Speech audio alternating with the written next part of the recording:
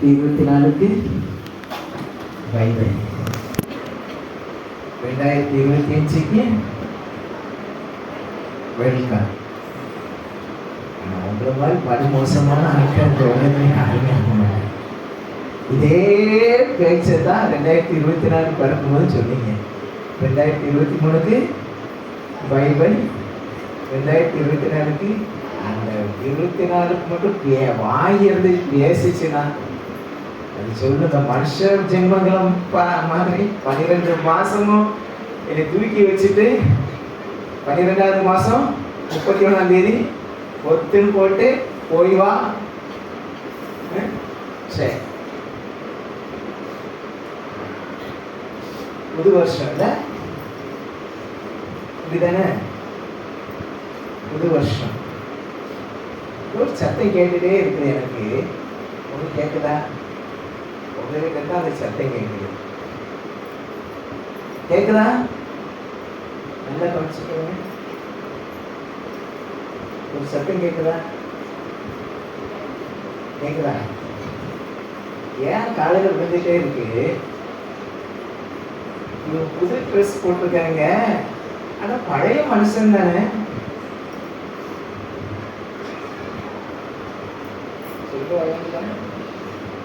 வருஷம் புது வருஷத்துக்கு புது ட்ரெஸ் போடுறாங்க, ஆனா பழைய மனுஷன் மாறவே. பழைய மனுஷனை மாத்துறது தான் கர்த்தர் கொடுத்த வாக்கு தத்துவம். இந்த வருஷம் வாக்கு தத்துவம் உங்க எல்லாரும் காட்டிலும் நான் ரொம்ப எதிர்பார்ப்போட, ஆண்டவரே நீ கொடுத்த வாக்கு தத்துவம் என் வாழ்க்கையில கண்டிப்பா நிறைவேறணும்னு சொல்லி ரொம்ப உண்மையிலே சொல்றேன். இருந்து சொல்றேன். எல்லாரும் காட்டிலும் இந்த வாக்கு தத்தத்தின் மேல, இந்த வருஷம் ஆண்டவர் கொடுத்த வாக்கு தத்தத்தின் மேல ரொம்ப ரொம்ப கர்த்தர் நிச்சயமா இந்த வாக்கு தத்தத்தை நிறைவேற்றுவார் என்று ஒரு நம்பிக்கை எனக்கு உண்டு. வெளிப்படுத்தின விசேஷம் 21ஆம் அதிகாரம் 5வது வசனம். வெளிப்படுத்தின விசேஷம் 21ஆம் அதிகாரம் 5வது வசனம். சிங்காசனத்தின் மேல் வீற்றிருக்கிறவர் இதோ நான் சகலத்தையும் என்ன செய்கிறேன்? புதிதாக்குகிறேன். நல்லா கவனிங்க. சிங்காசனத்தின் மேல் வீற்றிருக்கிறவர். இந்த வேத பகுதி சொல்லுகிற காரியம் ஒரு 7 காரியங்கள். நான் கர்த்தருக்கு சித்தமானால் நேரம் நான் சொல்லுவேன். இந்த வேத பகுதியில் வெளிப்படுத்தின விசேஷம் 21ஆம் அதிகாரம் 5வது வசனத்துல சகலத்தையும் நான் என்ன செய்கிறேன்? புதிதாக்குகிறேன். இதை பாருங்க, உலகமும் மனுஷனும் புதுசாக்குற மாதிரி, அதாவது மனுஷர்களும் உலகமும் எதை புதுசு நினைக்கிறாங்களோ அப்படிப்பட்ட ஒரு நிலைமையில தேவன் சொல்லலை. இப்போ நான் உதாரணம் சொல்றேன். இப்போ நீங்க இன்னைக்கு போட்டுக்கிற ட்ரெஸ் என்ன ட்ரெஸ்? புது ட்ரெஸ். சரியா? அடுத்த வருஷம் இந்த ட்ரெஸ் என்ன ட்ரெஸ்? மாறி போகுதா? வீட்டுக்கு பெயிண்ட் அடிக்கிறீங்க, புதுசா இருக்குது. ஒரு நாள் கழிச்சு பழசா மாறி போகும். அப்போ நாம சொல்லுகிற மனுஷனால அடையாளப்படுத்தப்படுகிற புதியவைகள் எல்லாமே ஒரு நாள் பழையவைகளாய் மாறி போகும். ஆனா தேவன் அடையாளப்படுத்துகிற நான் புதிதாக்குவேன் சொன்னா அது என்றென்றைக்குமே புதிதா தான் இருக்கும். ஆமென் சொல்லுவாங்க. அதை பழசாக்க யாராலையும் முடியாது. நான் சொல்ற காரியம் வழங்குதா உங்களுக்கு? இப்போ நம்ம தான் ஒரு காரியத்தை புதுசா இந்த நாங்கள் புதுச்சட்டு தான் போட்டுருக்கேன். ஏன்னா அதுக்கு ஒரு குறிப்பிட்ட டைம் தான். புது வருஷம் சொல்றது இன்னைக்கு மட்டும்தான். 2025க்கு 12 மாசம் இருக்கு, 365 நாட்கள் இருக்கு. அதையெல்லாம் நம்ம விட்டுறோம். 1ஆம் தேதி மட்டும்தான் என்ன செய்யறோம். அப்ப அதெல்லாம் பழசா போயிடுது. நான் சொல்ற காரியம் வழங்குதா உங்களுக்கு? நான் தேவன் ஒரு காரியத்தை புதுசாக்கிட்டாருன்னா நம்ம வாழ்க்கை புதுசா, அதாவது அவர் புதுசாக்குறது புதுசாவே இருக்கும். நான் சொல்ற காரியம் வழங்குதா? புதுசாக்குறது புதுசாவே இருக்கும். ஐயா ராசா போடுறா கண்ணா, சீட்டு ஒன்று போடுறா, ஐயாவுக்கு ஒரு சீட்டு போடுறா. இந்த கிழிச்சு வசைக்காரன் போடுறா, ஐயாவுக்கு சீட்டு போடுறியா? இந்த பிள்ளைங்க வந்து சீட் கொடுத்தாங்க இல்லையா? ஐயாவுக்கு சீட் வந்ததா? அம்மா மாதிரி போடா போடா ரசா போடு. அதெல்லாம் ஒரு டெக்னிக்கல் இருக்குது. சரி, இது வாக்கு தத்தத்தை நான் ஒன்றுன்னு சொல்ல, அது எனக்கு ஒரு வாக்கு தத்தம் உங்களுக்கு நான் சொல்ல மாட்டேன். உங்களுக்கு சொன்னா நீங்க இது உங்களுக்கு கிடைச்ச வாக்கு தத்தம், அதை நான் சாதாரணமாக சொல்ல, நீங்க அதை ஜோமனா கண்டிப்பா அது நிறைவேறும் இதுன்னு சொல்ல. ஆனால் வேதத்துல தேவன் சொன்ன வாக்கு தத்தங்கள் என்றைக்குமே நம்ம சாகிற வரை அது வாக்கு தத்தம் தான். அது எல்லாருக்கும் உரியது. சரி, இப்போ பார்த்தீங்கன்னா இந்த வெளிப்படுத்தின விசேஷத்துல சொன்ன காரியம் ஒரு 7 காரியங்கள் ஆண்டவர் சொன்னாரு. இந்த வெளிப்படுத்தின விசேஷத்துல அது நடக்க போகிற புதிதாக்குதல் இப்போ நம்ம வாழ்க்கையில நடந்து கொண்டிருக்கிற ஒரு புதிதாக்குதல். நான் சகலத்தை புதிதாக்குறேன்னு சொல்றாரு இல்லையா?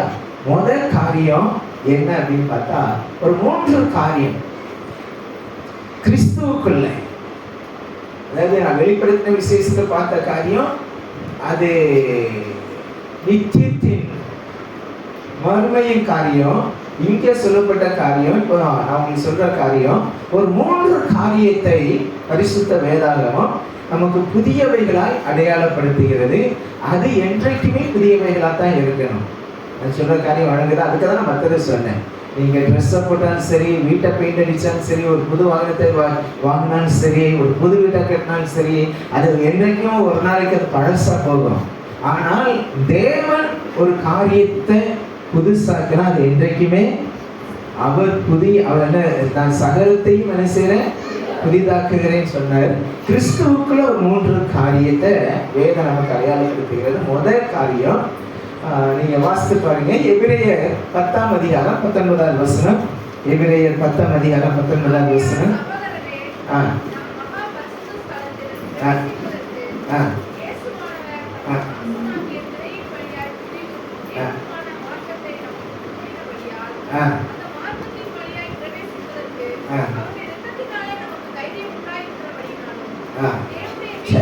இங்க பார்க்கிறோம், நான் நேரில் சீக்கிரமா போறேன். இங்க பார்க்கிறோம் ஒரு புதிய மார்க்கம் சொல்லப்பட்டிருக்கிறது. ஒரு புதிய மார்க்கத்தை என்ன செய்த உண்டு பண்ணி அப்படின்னு சொல்லப்போ எபிரேயர் 10ஆம் அதிகாரத்துல நாம் பரிசுத்த ஸ்தலத்தில் பிரவேசிப்பதற்கு இயேசுவானவர் ஒரு புதிய மார்க்கம். இங்க கவனிங்க, முதல் காரியம் தேவன் செய்த, பிதாவாகிய தேவன் செய்த முதல் காரியம் மனுக்குலத்திற்கு இயேசு கிறிஸ்து மூலமா. நீங்க நல்லா கவனிங்க, பின்னாடி இருக்கிறவங்கனாலும் சரி, நீங்க நல்லா கவனிங்க. மனுக்குலத்திற்கு சிங்காசனத்தில் வீற்றிருக்கிறவர் நான் சகலத்தையும் புதிதாக்குகிறேன்னு சொன்னாரு. அதுல அவர் முதல் செஞ்ச காரியம் என்ன அப்படின்னா, பாவத்துல விழுந்து போன மனுக்குலத்தை மீட்பதற்காக. கவனிங்க, பாவத்துல விழுந்து போன மனுக்குலத்தை மீட்பதற்காக அவர் ஒரு புதிய மார்க்கத்தை உண்டு பண்ணினார். நீங்க வீட்டுல போய் வாசித்து பாருங்க. எபிரேயர் நிருபம் 9ஆம் அதிகாரத்துல ரொம்ப தெளிவா சொல்லப்பட்டிருக்கும். எபிரேயர் நிருபம் 9ஆம் அதிகாரத்துல அங்க ரொம்ப சொல்ல நல்ல, நீங்க அந்த 1, 2, 3 வசனங்கள் எல்லாம் பார்த்தீங்கன்னா அந்த ஒரு கூடாரம், இந்த கூடாரத்துல என்ன இருக்குது, 2ஆம் திரைக்குள்ள என்ன இருக்குது, அது பழைய ஏற்பாட்டுல ஒரு மார்க்கத்தை தேவன் கொடுத்தார். இந்த மார்க்கம் இதுல சொல்லப்பட்ட காரியம் ஒரு முக்கியமான காரியத்தை மாத்திரம் உங்களுக்கு சொல்றேன். 7வது 8வது வசனத்தை நீங்க வாசித்தீங்கன்னா, 7வது வசனத்துல 2ஆம் கூடாரத்திலே பிரதான ஆசாரியன் மாத்திரம் வருஷத்துக்கு ஒரு தடவை இரத்தத்தோடு பிரவேசித்து அந்த இரத்தத்தை தனக்காகவும் ஜனங்களுடைய தப்பிதங்களுக்காகவும் செலுத்துவார். 8வது வசனம் சொல்கிறது, முதலாம் கூடாரம் நிற்கும் அளவும் பரிசுத்த ஸ்தலத்திற்கு போகிற மார்க்கம் இன்னும் என்ன செய்யல. சரி, அவங்களுக்கு இந்த இப்போ சாதாரண படிச்சாலே எபிரேயர் நிருபம் கொஞ்சம் என்ன செய்யும், அந்த பழைய ஏற்பாட்டு காரியங்கள்லாம் நமக்கு கொஞ்சம் அதை நிதானமாக படிக்கிறது. வேற ஒன்றும் இல்லை. பழைய ஏற்பாட்டு மார்க்கம் என்ன அப்படின்னா, ஆசாரியன் பலி செலுத்த வரும்போது அவன் என்ன செய்யறான் அப்படின்னா, முதலாவது கூடாரத்துக்குள்ள அவன் பலி செலுத்த அந்த பலி ரத்தத்தை கொண்டு வரான். அவன் ரெண்டாவது கூடாரத்துக்குள்ள போகக்கூடாது. நல்ல பாருங்க, இந்த மார்க்கத்துக்குள்ள போகக்கூடாது. இங்கே நல்லா கவனிச்சுக்கோங்க. நீ மற்ற இதெல்லாம் விட்டுருங்க. ஆசாரியன் பலி செலுத்துறான்.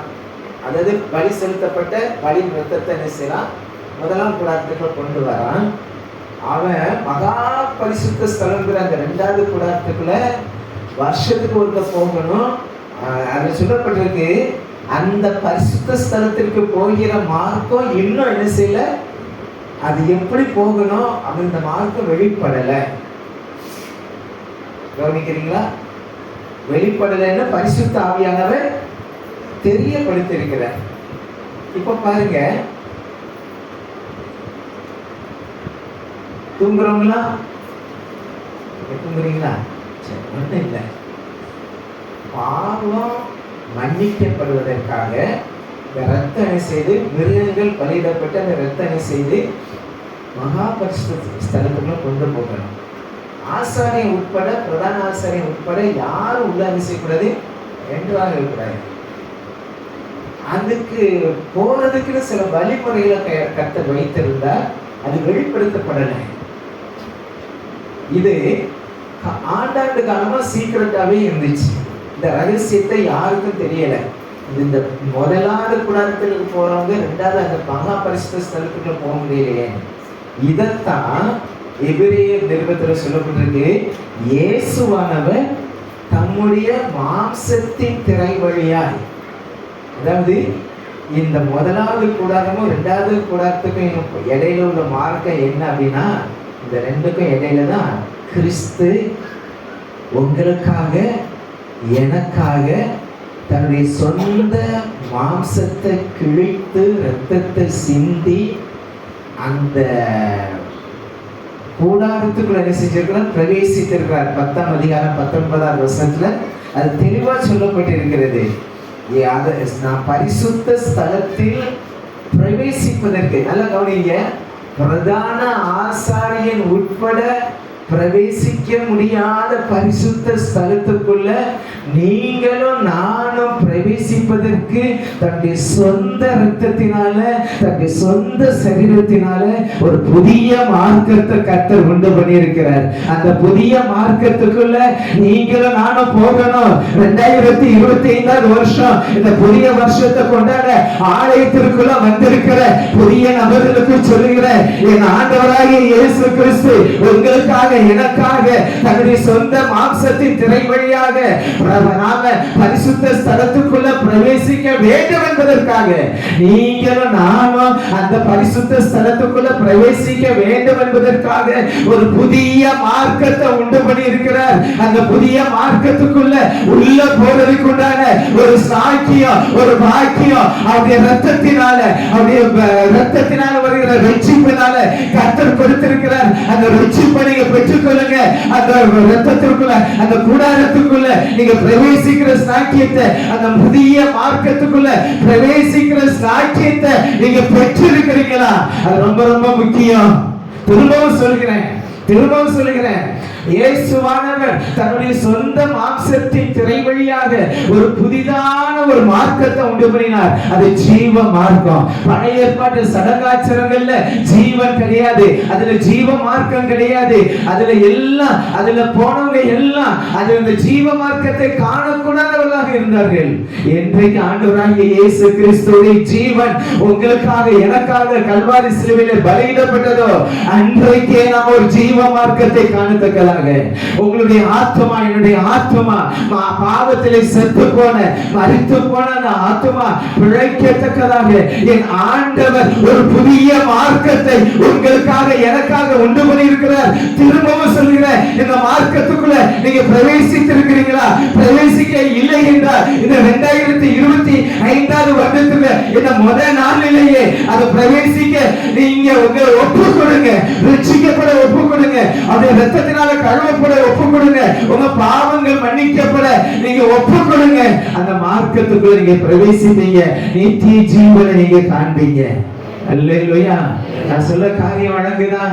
சகலத்தை புதிதாக்குகிற தேவன் முதலாவது மனுக்குலத்திற்கு ஒரு ஜீவ மார்க்கம், ஒரு புதிய மார்க்கத்தை தந்தார்.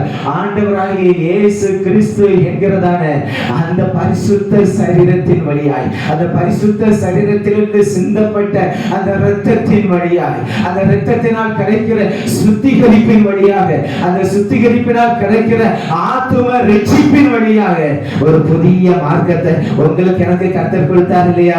அந்த மார்க்கத்துக்குள்ள நான் உள்ள போயிட்டேன்னு சொல்றவங்க கரங்களை தட்டி கர்த்தரை மகிமைப்படுத்துங்க பார்க்கலாம்.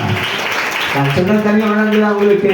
ரட்சிக்கப்பட்ட நீங்களும் நானும், இயேசு கிறிஸ்துவின் இரத்தத்தினால கழுவப்பட்ட நீங்களும் நானும் அந்த பரிசுத்த மார்க்கத்துக்குள்ள, அந்த ஜீவ மார்க்கத்துக்குள்ள நம்ம என்றா இருக்கிறோம். கர்த்தரை நாம் மகிமைப்படுவதாய். அவர்தான் அந்த ஜீவ மார்க்கம். இயேசுன்னு சொன்னாதான் அந்த ஜீவ மார்க்கத்துக்குள்ள பிரவேசிக்க முடியுமே தவிர வேற எந்த நாமத்தினாலே இந்த ஜீவ மார்க்கத்துக்குள்ள பிரவேசிக்க முடியாது. அப்போஸ்தலர் நடவடிக்கைகள் 4ஆம் அதிகாரம் 12வது வசனம் சொல்கிறது, மேலே வானத்திலும் கீழே பூமியிலும் சகல மனுஷருக்குள்ளேயும் இயேசு என்கிற நாமமே அல்லாமல் வேறு நாமம் ரட்சிக்கப்பட என்ன செய்யல, கட்டளையிடப்படவில்லை. அதனால திரும்ப திரும்ப உங்களை கேட்கிறேன், இயேசுங்கிற நாமத்தினால வருகிற அந்த ரட்சிப்பை பெற்றுக்கொள்ளுங்க. காலங்கள் கடைசி காலமாக இருக்கிறது. இனி எப்போ ஆண்டோடைய வருகை இருக்குன்னு சொல்ல முடியாது.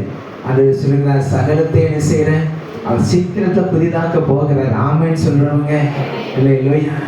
அதனால முதல் காரியம் அவர் நமக்கு உண்டு பண்ணின மார்க்கம், ஒரு புதிய மார்க்கம். உலகம் என்ன சொல்லுது அப்படின்னா, முன்னாடி சொல்லுவாங்க, அதாவது எல்லா சாலையும் ரோம்ல போய் சந்திக்குமா. இங்கே சொல்லுவாங்க, என்ன சொல்றாங்க, எல்லா நதிகளும் கடல்ல போய் சங்கமிக்குது. அதனால எல்லா மதமும் இறைவனை போய் என்ன செய்யுது? நிச்சயமா கிடையாது, சத்தியமா கிடையாது. இந்த பைபிள் சொல்லுது இயேசுவே வழி. அல்லேலூயா. பைபிள் தூக்குங்க பாப்போம். இந்த பைபிள் சொல்லுது, நானே வழியும் சத்தியமும் ஜீவனுமாய் இருக்கிறேன்னு இயேசு மட்டும்தான் சொல்லி இருக்கிறாரு. வேற ஒருவரும் அதுக்கு வழி கிடையாது. அந்த ஜீவ மார்க்கத்துக்குள்ள என்றாகிறதுக்கு, உள்ள பிரவேசிப்பதற்கு, அந்த நித்திய ஜீவனை அடைவதற்கு அந்த வாழ்க்கை இதோட முடிகிறது அல்ல. வருஷம் புது வருஷம் கொண்டாடுவோம், நாட்கள் போய்கொண்டே இருக்கும். இதுக்கெல்லாம் ஒரு முடிவு வரும். ஆனா தேவனோடு இருக்கிற வாழ்க்கைக்கு என்னைக்குமே முடிவு வராது. அல்லேலூயா. அதனால முதல் காரியம் இந்த ஜீவ மார்க்கம். இரண்டாவது காரியம்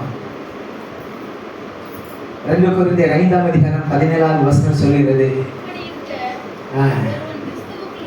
கிறிஸ்துவுக்குள்ள. கவனிக்கிறீங்களா? முதல்ல மார்க்கம், ரெண்டாவது உங்க வாழ்க்கை கிறிஸ்துவுக்குள்ள காணப்படுதா? பேரு சாலமோன் வைக்கலாம், தாவீதுன்னு வைக்கலாம், கிறிஸ்தவ பேரை வைக்கலாம். கிறிஸ்துவுக்குள்ள ஒருத்தன் இருந்தா அவன் என்ன செய்யறானா, புதுசா போடுற ட்ரெஸ் பழசா போகும், அது இல்ல. வீட்டுல அடிக்கிற பெயிண்ட் பழசா போகும், அது இல்ல. உங்களையே கர்த்தர் தமக்குள்ள ஒரு புதிய மனுஷனை மாத்திடுறாரு. இல்லையா? ஒரு புதிய மனுஷனை மாத்திடுறாரு. இந்த புதிய மனுஷனை மாத்தப்பட்டிருக்கிறேன்னு சொல்லுவாங்க கரங்களை உயர்த்தி. இல்லையா? அப்ப அந்த புதிய மனுஷன், புது வருஷத்தை கொண்டாடுற நீங்க புதிய மனுஷனா மாறணும்னு தேவன் விரும்புகிறாரு.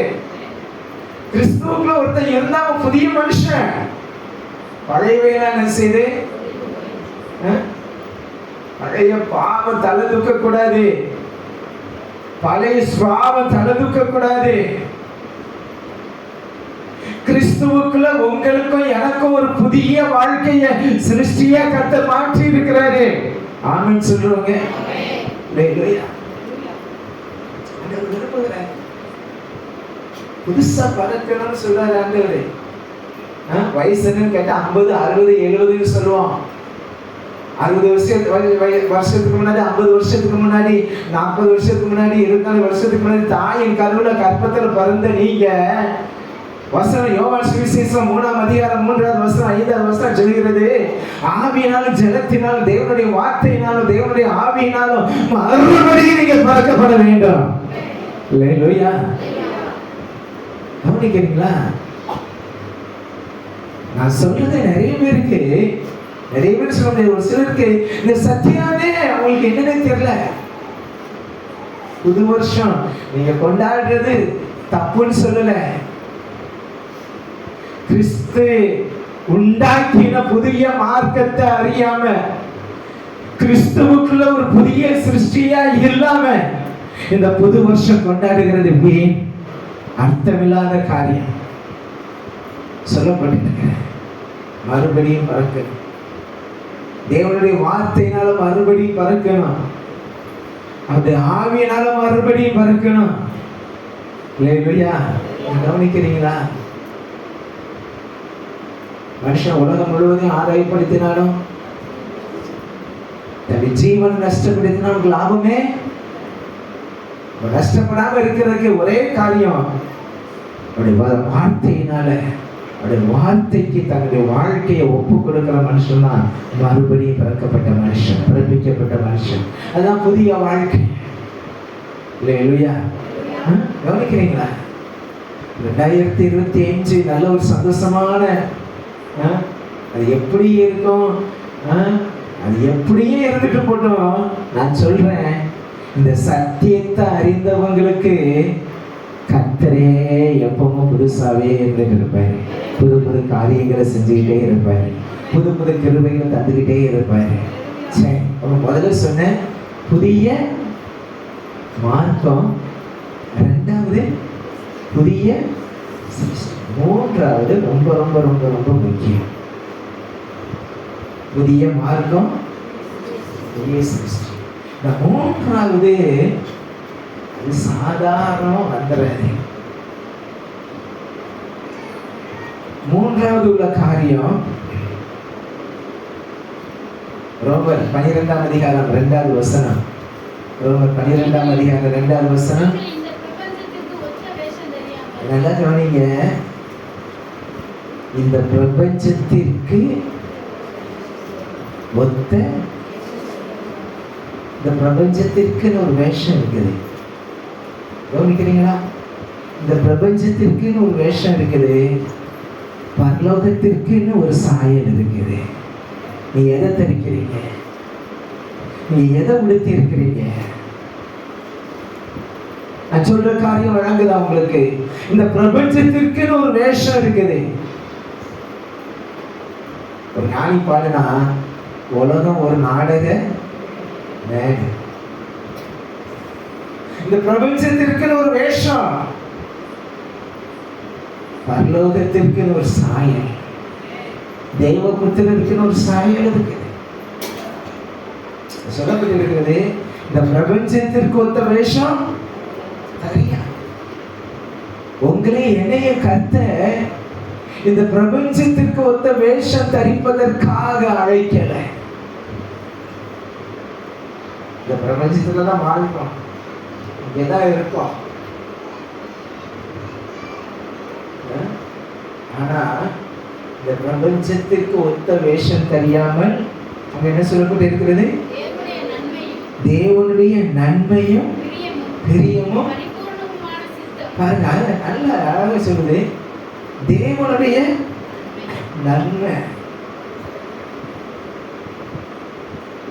அதுக்கடுத்தது பிரியம், அதுக்கடுத்தது பரிபூர்ண சித்தம். அந்த 3 காரியத்தை பேசுறதுக்கே மணிக்கணக்கில் ஆகும். தேவனுடைய நன்மை எல்லாம் என்ன நினைக்கிறாங்க? வருஷம் பிறந்துருச்சு, எனக்கு என்ன செய்யணும்? நன்மை. எது நன்மைங்க? எது நன்மை? கையில பணம் நன்மையா? போட்டுக்கிற ஜுவல்ஸ் நன்மையா, இருக்கிற வஸ்திரம் நன்மையா? இல்லவே இல்லை. தேவனிடத்துல நன்மை பெற்று இருக்கிறவன் தேவனிடத்துல தேவன் கொடுக்கிற நன்மை தான் நமக்கு. அல்லேலூயா. தேவனிடத்திலிருந்து வருகிற நன்மை. கவனிங்க நல்லா.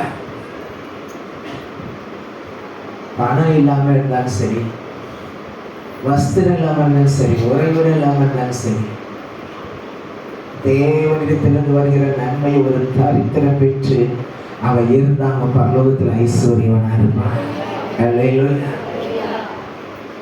சொல்லுது, நீ இந்த உலகத்துல எல்லாத்தையும் எல்லா வசதி வாய்ப்புகளும் இருக்கணும், அப்பதான் நீ ஆசீர்வாதம். இல்ல இல்ல, கிடையவே கிடையாது. தேவனுடைய நன்மை என்ன தெரியுமா? உங்களுக்குள்ள எனக்குள்ள கிறிஸ்து இருப்பதே அந்த நன்மை. ஆமென் சொல்லுவாங்க. உங்களுக்குள்ள எனக்குள்ள அவருடைய வசன கிரியை செய்யறதா நன்மை. அதை காட்டிலும் பெரிய நன்மை வேற எதுவும் கிடையாது. உங்களுக்குள்ள எனக்குள்ள பரிசுத்த ஆவியானவர் இருந்து வழி நடத்துறார் பாருங்க, அதுதான் பெரிய நன்மை. நீங்களும் நானும் ஜெபம் பண்ணும் போது பரலோகத்தின் தேவன் செவி சாய்க்கிறாரு. இதை காட்டிலும் வேற என்ன நன்மை இருக்குதே? எதுக்கு நன்மை? 1000 கோடி உங்ககிட்ட இருக்கட்டும், அதான் நீ பேசும்போது ஆண்டவர் செவி சாய்ப்பாரா? கூப்பிடுகிற எளியவனுடைய சத்தத்தை கேட்கிறது. எது நன்மை? கர்த்தரோடு நடக்கிறோம் பாருங்க. இருந்தாலும் இல்லாட்டினாலும், வசதி இருந்தாலும் இல்லாட்டினாலும் சரி, விரும்புகிற காரியங்கள் வந்தாலும் சரி வராட்டினாலும் சரி, ஆண்டவர் எனக்கு போதும், என் ஏசப்பா என் கூட இருக்காங்க, அந்த நிம்மதி எத்தனை பேருக்கு இருக்குது? அந்த சந்தோஷம் எத்தனை பேருக்கு இருக்குது? பாருங்க, அடுத்த வேலைக்கு சாப்பாடு இல்லைனாலும் சரி ஸ்தோத்திரம் பண்றாங்க பாருங்க. மனசுல இருந்து அவங்ககிட்ட இருக்கிற நிம்மதி வீட்டுல கொடுமையான பதார்த்தங்கள் இருக்கிறவங்க வீட்டில் கூட இருக்காது. ஆமென் சொல்லுவாங்க. அப்ப நன்மையும் பிரியமும். இப்ப பாருங்க, சந்தையில கூட அந்த நோக்கத்தை பத்தி கிருஷ்ணன் பேசினாங்க. அந்த நோக்கத்துல ஒருத்தருக்கு நோக்கம் இருக்குது, கர்த்தருக்கு பிரியமான காரியங்க. அதை மட்டும் நீங்க கரெக்டா, இதுதான் நான் இந்த வழியில நடக்கிறது, நான் இப்படி செய்யறது, இதுதான் தேவனுக்கு பிரியம்னு நீங்க கண்டுபிடிச்சிட்டீங்கன்னு வைக்கிறேன், அது ஒரு பெரிய ஆசீர்வாதம். அது ஒரு பெரிய ஆசீர்வாதம். அதான் அவருடைய பரிபூர்ணமான சித்தம் என்பதை அறிகிறதுனால அதை என்ன சொல்லப்படுது? உங்க மனம் புதிதாகிறதுனால. இது சாதாரணமா நடக்கிற காரியமே அல்ல.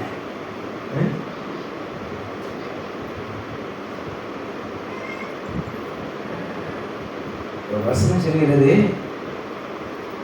பட்டணத்தை பிடிப்பவனை பார்க்கிறோம் தன் மனதை அடக்குகிறவன்.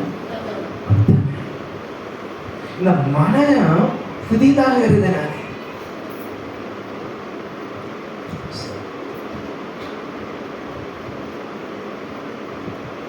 நிறைய உங்களுக்கு நான் சொல்றேன்.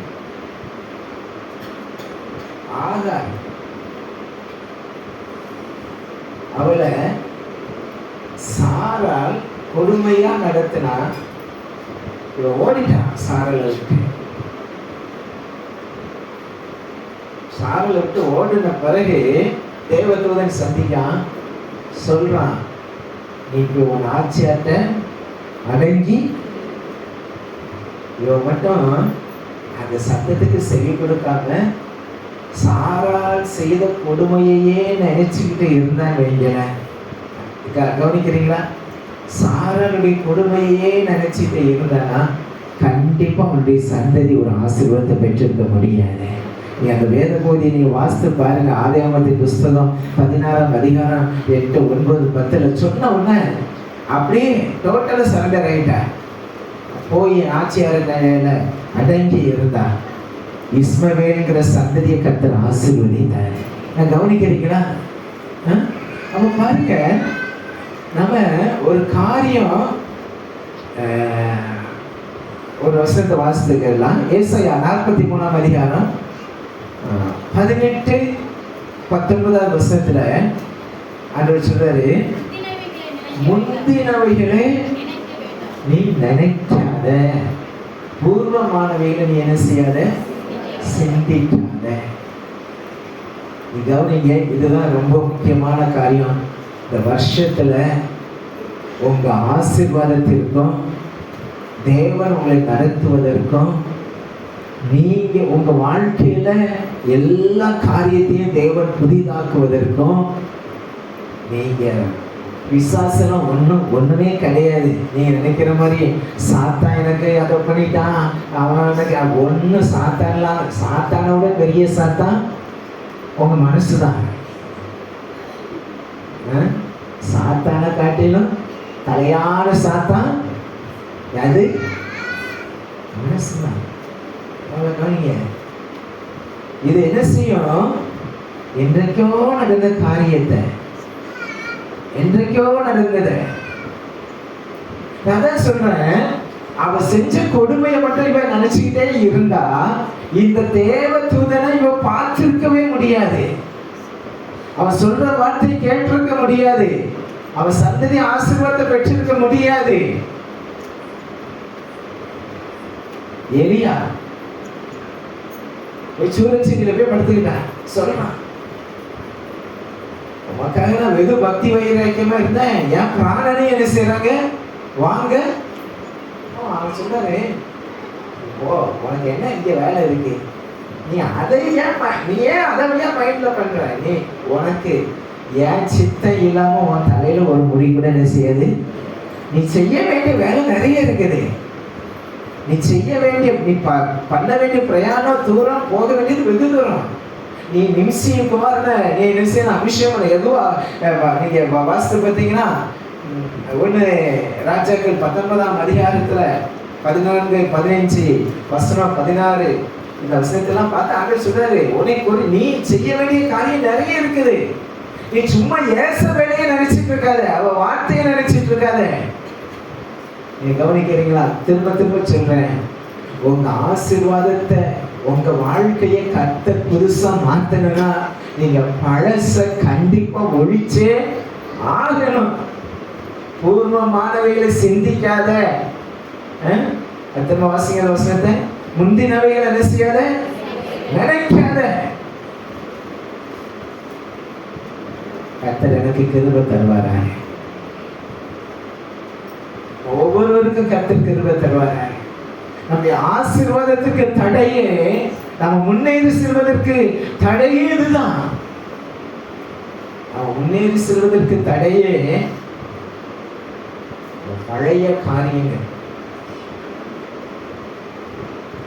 அந்த மனசு என்ன செய்யணும் அப்படின்னா, இது ரொம்ப முக்கியம், புதிதாக மாறணும். வசனம் அதனால சொல்லுது, மனம் புதிதாகிறதுனால என்ன செய்ய மாறணும். நீ உட்கார்ந்து 1000 மணிக்கணக்கில் ஜெபம் பண்ணாலும், அதுதான் திரும்ப திரும்ப சொல்றேன், உங்க மனச நீங்க தான் மாத்தணுமே தவிர கர்த்தர் வந்து மாத்த மாட்டாரு. கவனிக்கிறீங்களா? உங்க மனச தேவனுக்கு நேரம் திருப்பணும்னா அதை நீங்க தான் திருப்பி ஆகணுமே தவிர கர்த்தர் கடிவாளத்தை கொண்டு வந்து திருப்ப மாட்டாரு. வேண்டாம். அப்போஸ்தலனாகிய பவுல் வெற்றிகரமான ஓட்டத்துக்கு காரணம் என்ன தெரியுமா? பின்னானவைகளை மறந்து முன்னானவைகளை நாடி கிறிஸ்து எதற்காக என்னை பிடித்தார், அதை பிடித்துக் கொள்ளக்கூடிய ஆசையை பண்ணுகிறேன். உங்களுக்கு எனக்கு ஒரே ஒரு நோக்கம், அதுதான். ரட்சிக்கப்பட்டுட்டோம், பைபிளை கையில் எடுத்துட்டோம், கர்த்தருடைய வருகைக்கு நாம போகணும் இல்லையா? அதை விட வேற என்ன இருக்கு? இதை விட வேற என்ன இருக்கு? அப்போ அந்த மனம் புதிதாகிறதுனால என்ன செய்யுங்க,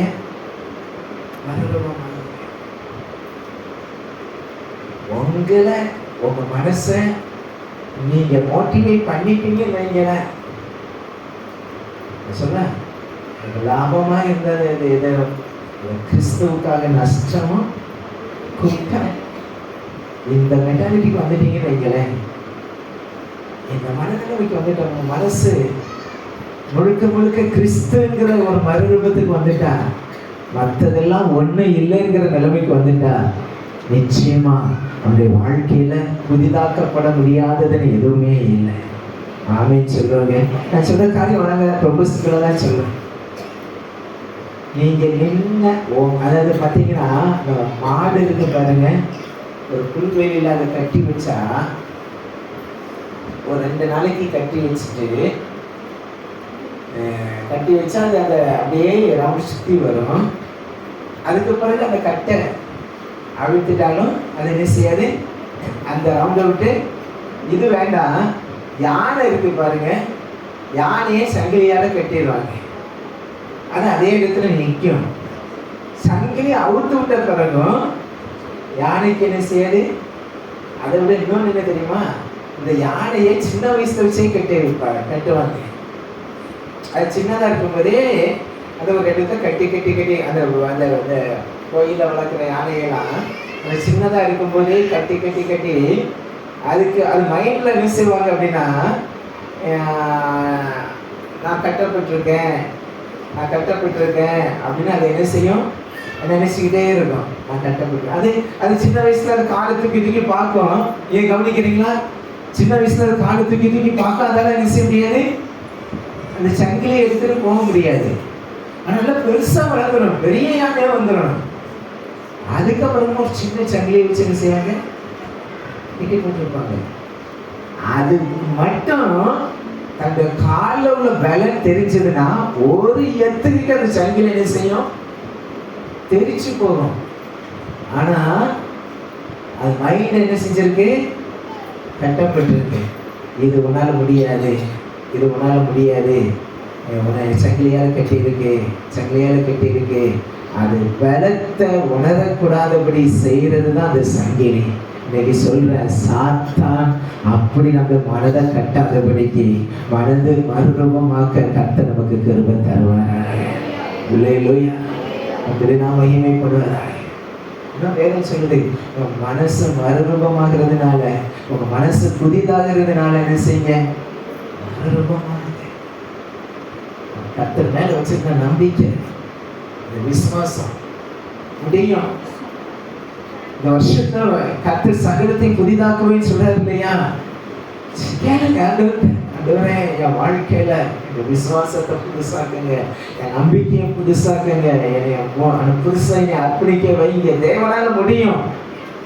நீங்க அவரோடு கூட ஒத்துழைச்சா கண்டிப்பா அது செய்வாரு. எத்தனை பேர் ஆமீன் சொல்லுவீங்க? இல்லையா? சகலத்தையும் புதிதாக்குகிறவன். முதல்ல ஒரு புதிய மார்க்கத்தை, அப்புறம் புதிய சிருஷ்டிய, அப்புறம் மனசை புதிதாக்குற இந்த புதிய வருஷத்துல இந்த 3 நமக்கு இருந்துச்சுன்னா, அந்த வெளிப்படுத்தின விசேஷத்துல சொல்லப்பட்ட அத்தனை காரியங்களும் 7 காரியங்கள் அங்க சொல்லப்பட்டிருக்கிறது. அங்க புதிய வானம். இந்த 3 நம்ம வாழ்க்கையில, அதாவது ஒரு புதிய மார்க்கத்தை நம்ம கண்டுட்டா, நம்ம ஒரு புதிய சிருஷ்டியா மாறிட்டா, நம்முடைய மனசு புதிய மறுரூபமாக்கப்பட்ட நிலைமையில ஆகிட்டா, இந்த 7 ஆசீர்வாதங்களை பின்னாட்களை நம்ம காண்போம். சிங்காசனத்தில் வீற்றிருக்கிறவன் சகலத்தை புதிதாக்குவார். இந்த 3ஐயும் முதல்ல செஞ்சாதான் அந்த 7ஐயும் நாம் என்ன செய்ய முடியும், மார்க்க சுதந்திரிக்க முடியும். அதில் சொல்லப்பட்டிருக்கு, அங்கே புதிய 21ஆம் அதிகாரம் வெளிப்படுத்தின விசேஷம். சரியா 10 நிமிஷம் முடிச்சிடறேன். வெளிப்படுத்தின விசேஷம் 21ஆம் அதிகாரம் 1ஆம் வசனம் சொல்லுகிறது, புதிய வானத்தையும் புதிய பூமி. நல்ல கவனி, புதிய வானம். ஆண்டவர் யாருக்கிட்ட யாருக்கும் டென்ட் விட்டாரா பெயிண்ட் அடிக்கிறதுக்கு? இல்லை ஏதாவது கூட நீங்கள் சென்னை சில போய் ஏதாவது வஸ்திரத்தை வாங்கி உடுத்தினாரா? ஏன் புதிய வானம் புதிய பூமின்னு சொல்லப்பட்டிருக்கு? நேரம் இல்லை, உங்களுக்கு சுருக்கமாக சொல்லிடுறேன். இப்போ இருக்கிற வானம் அதை கிரியை செய்கிறது யாருன்னா எபேசியர் 2:2 இப்பொழுது கிரியை செய்கிற ஆகாயத்து, அந்த வசனத்தை வாசிங்க.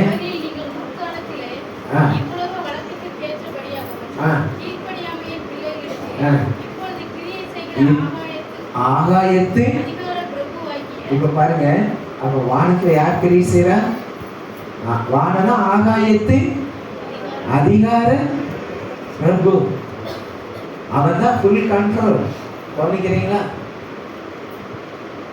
இப்ப இருக்கிற வானத்துல இன்னும் அதே எபேசியர்கள் சொல்லப்பட்டிருக்கிறது, வான மண்டலங்களில் கொல்லாத சேனைகள். 6:12 அப்ப இதெல்லாம் ஒழிச்சிட்டு ஆண்டவர் சொல்றது பாருங்க. அதுல 2 பேதுருவின் புஸ்தகம் 3:13 என்ன சொல்கிறது? 2 பேதுரு 3:13 நீதி வாசமா இருக்கத்தக்கதாக புதிய வானங்களும் புதிய பூமி. அப்ப அந்த புதிய வானம் புதிய பூமியில நீதி வாசமா இருக்கும். நீதினா நம்முடைய நீதியின் கர்த்தர் தேவனே அந்த வாசமா இருப்பாங்க. இல்லையா? சரி, அடுத்தது பார்த்தீங்கன்னா முதல்ல புதிய வானம், ரெண்டாவது புதிய பூமி. ஏன்னா இந்த பூமி ஆதாமுடைய சாபத்து நிமித்தம் இந்த பூமியில சாபம் இருக்குது. கிறிஸ்துவினால் அந்த சாபம் மாற்றப்படுகிறது.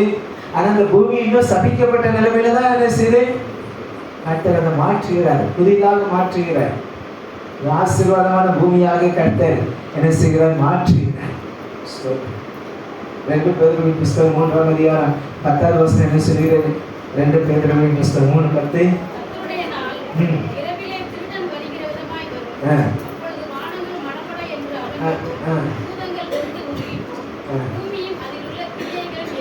எல்லாம் என்ன செய்யும்? எரிந்து புதிய பூமியை கர்த்தர் என்ன செய்கிறார்? மூணாவது காரியம், முதல்ல புதிய வானம், அப்புறம் புதிய பூமி, மூன்றாவது புதிய எருசலேம். புதிய எருசலேம் அது வாயால விவரிக்க முடியாத ஒன்று. யோவான் அவனுக்கு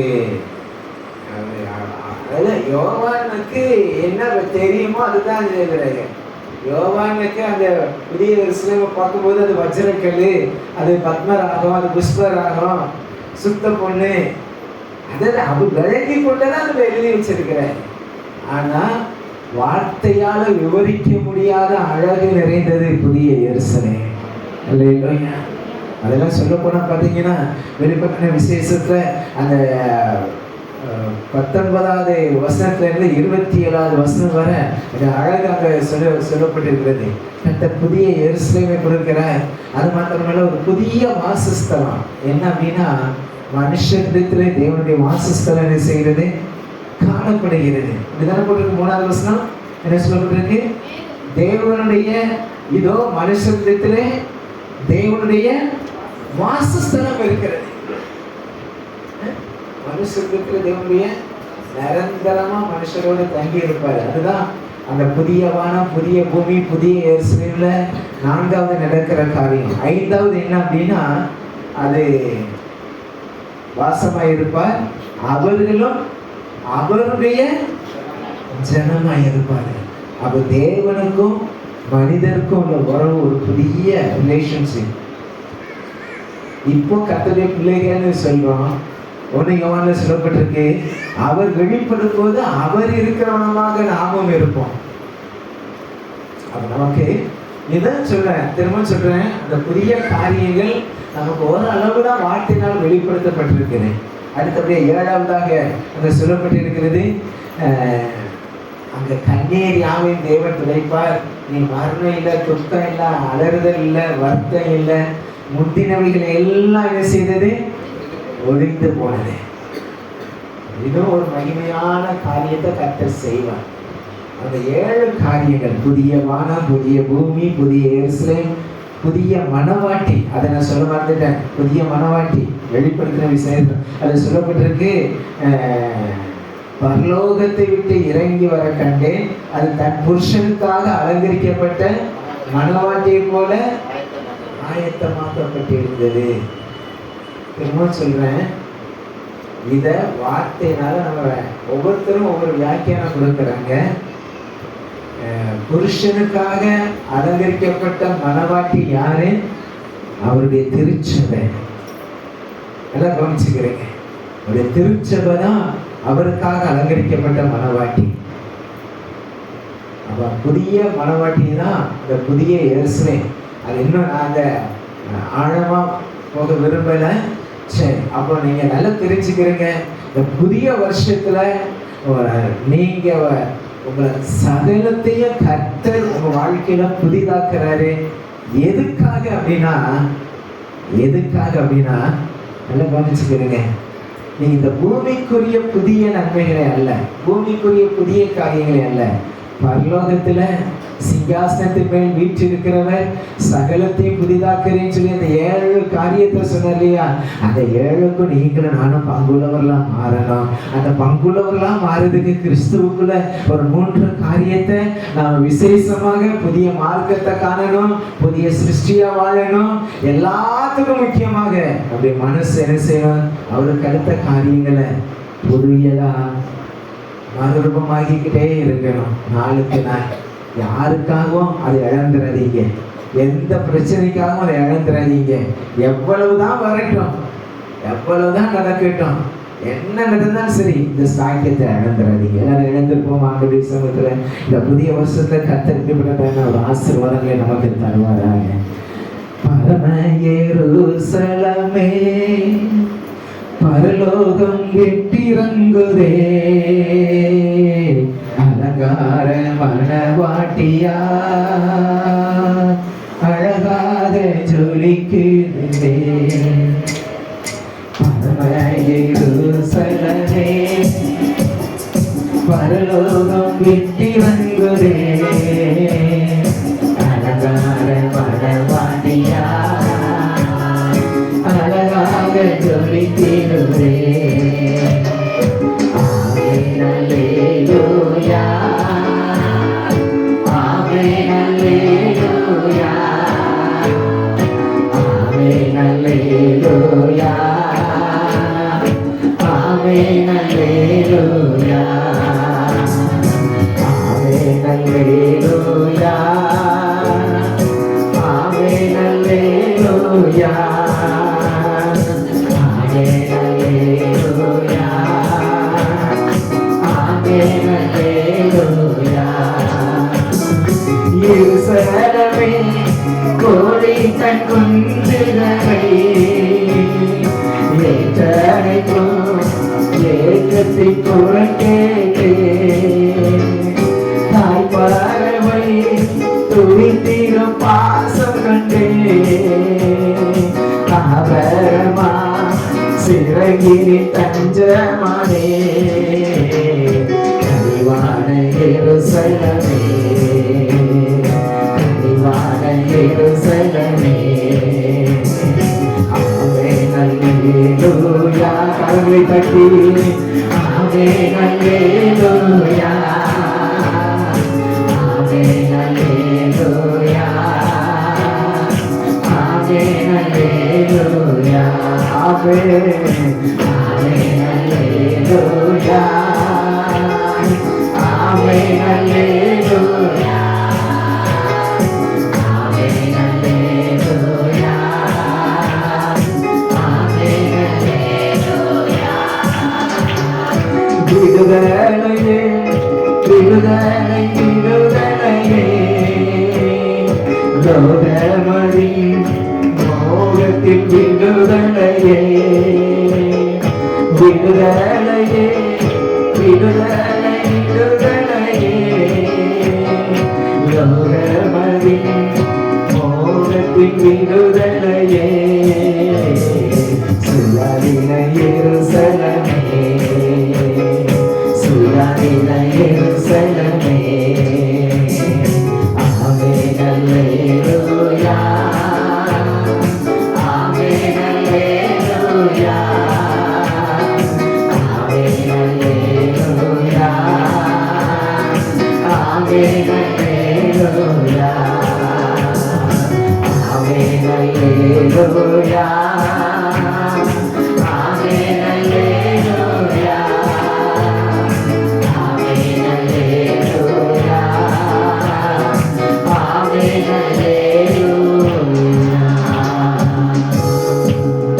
எங்கள் அன்பின் பரலோக பிதாவே, சிங்காசனத்தின் மேல் வீற்றிருக்கிறவர் சகலத்தையும் புதிதாக்குகிறார் என்ற வேதவசனத்தின்படி இந்த வாழ்க்கையில இந்த 2025 வருடம் முக்கியமாக புதிய மார்க்கத்தை கண்ட நாங்கள் புதிய சிருஷ்டியாக வாழ எங்களுடைய மனம் உமக்குள்ள அனுதினமும் மறுரூபமாக்கப்பட புதிதாக்கப்பட வருகிற நாட்களில் சீக்கிரத்திலே அந்த நித்திய வாழ்வை காண புதிய வானத்திலும் புதிய பூமியிலும் புதிய எருசலேமிலும் புதிய மனவாட்டியாய் ஆண்டவரே காணப்பட கர்த்தர் உதவி செய்யும்.